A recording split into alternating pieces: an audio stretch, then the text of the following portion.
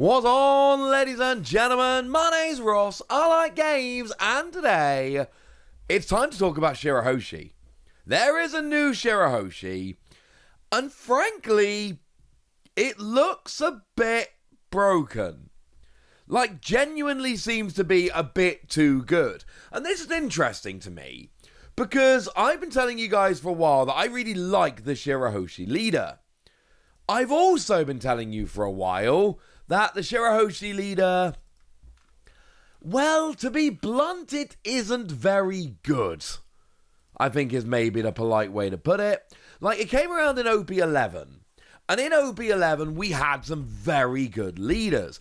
Obviously, the Luffy from OP11, absolutely phenomenal leader, huge amount of play, huge amount of success, everybody loves it and recognizes that it is in fact a very, very, very good leader.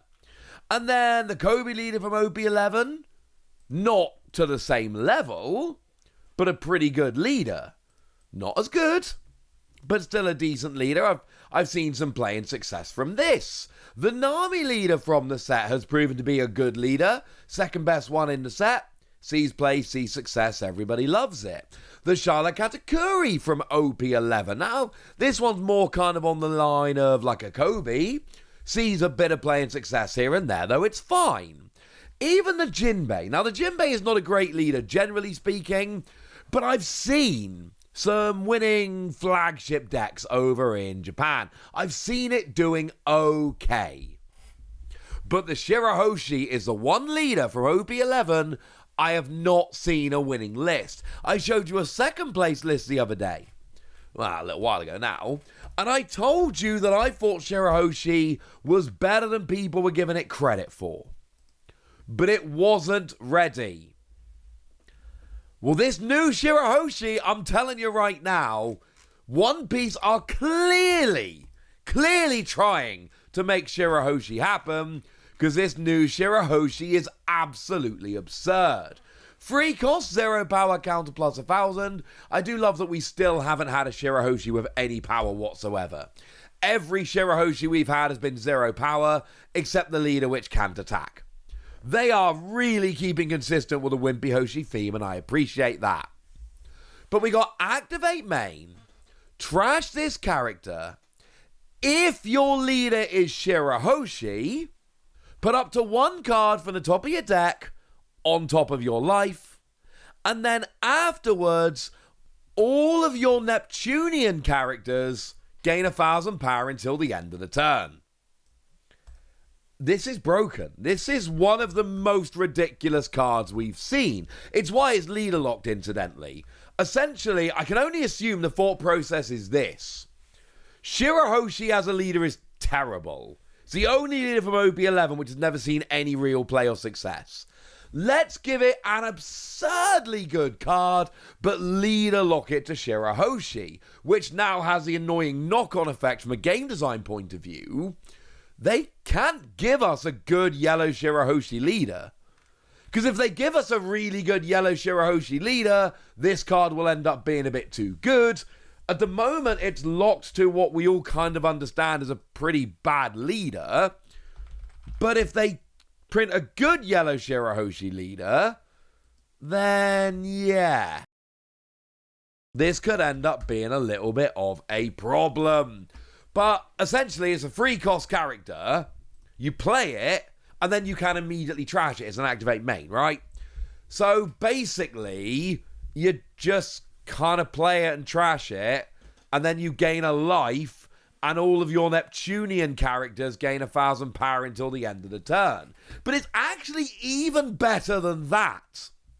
Because remember, the Shirahoshi leader says you can rest 1 Don and turn a card from the top of your life face up to play a Neptunian character or Megalova cost equal to or less than the number of Don cards on your field from your hand. One of the limiting factors of the Shirahoshi leader is the fact that you need to turn the top card of your life face up in order to use a skill, and if it's already face up, you can't activate the leader skill. It's why the Shirahoshi deck has a bunch of cards which are basically there to turn the top card of your life face down. That's kind of the whole point. Top Knot Neptunian, for instance. Activate main once per turn if your leader is Shirahoshi. Turn a card on the top of your life cards face down. Well, what we're doing here, which I think works so beautifully well, is we are essentially taking a card and putting it on top of our life, which is then going to be face down. So if we've got a card that's face up on the top of our life, we play Shirahoshi, use the activate main to trash the card, and then put a card on top of our life, and then, oh, now it's face down, I can use a leader skill. And you're going to be playing 4 of this Shirahoshi in any Shirahoshi deck, obviously. So that's an extra 4 life that your opponent is going to have to get through throughout the course of the game, in addition to any other life recovery tricks you might be playing in yellow. And let's not forget, it's boosting all of your Neptunian characters as well. And we've got some half-decent Neptunians. Bird Neptunian, 6 cost 7,000 power, counter plus 2,000. Well, you know what? Now it's a 6 cost 8k counter plus 2,000. So it's like a vanilla character with 1k counter, except it's got 2k counter. That sounds like a little bit of a win. Bulge-eyed Neptunian, 4 cost 6k but no counter because it can attack characters on the turn it's played. Well, now it's a 4 cost 7k. You see where I'm going with this. I'm not going to list out every Neptunian, it'd be a bit weird at this point. But the fact is, you're playing Neptunians for free. Well, not for free, technically for 1 cost. With your Shirahoshi leader. Now you got a character which is going to buff them all by 1k and get you 4 extra life throughout the course of the game. And then 4 turns with a 1k buff. Make no mistake about it, this is an absolutely absurd character. Now, it's very important to note, it is leader locked. Okay, it's not actually leader locked in terms of you can play it in other decks. You can even trash it in other decks, honestly. You can still use the skill, you just don't get to do anything because your leader's not Shirahoshi.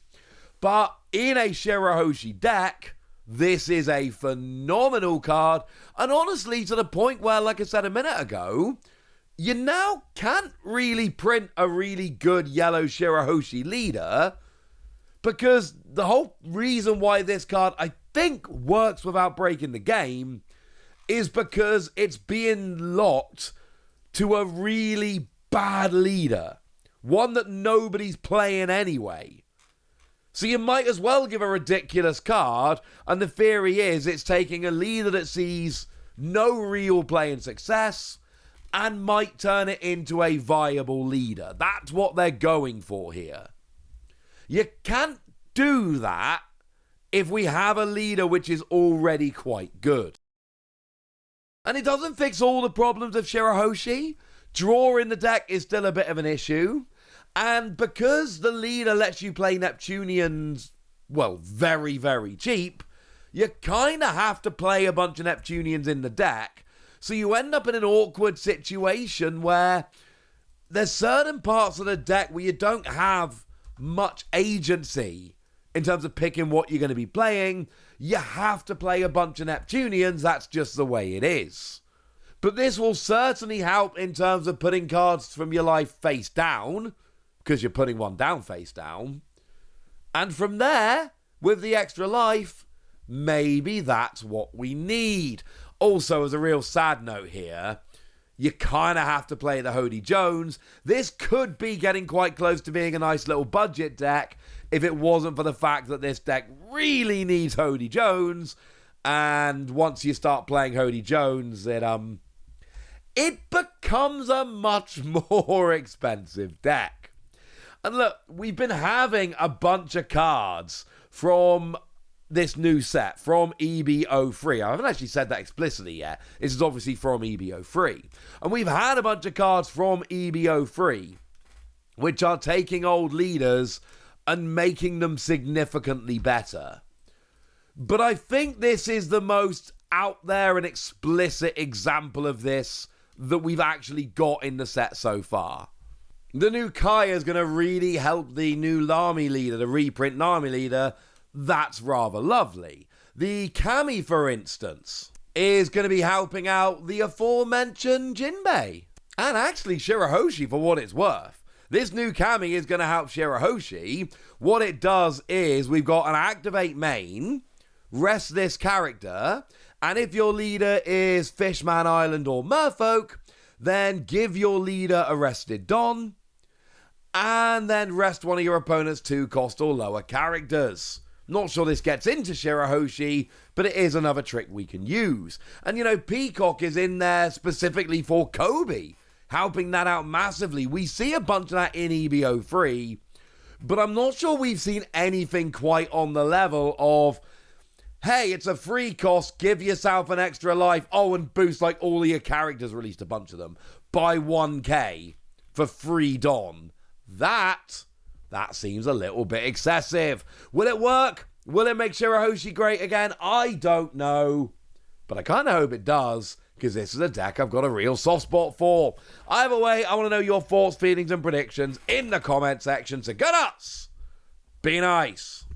And then make sure you like this video, subscribe to this channel, follow me on Twitter at the Wasi. That's where we talk about One Piece and a whole bunch of other card games. And please do consider checking out patreon.com/PTCG Radio, where you can support the channel, get some bonus podcasts, join a Discord, and all kinds of fun things. But by far the most important thing is always, look after yourselves till next time, would ya?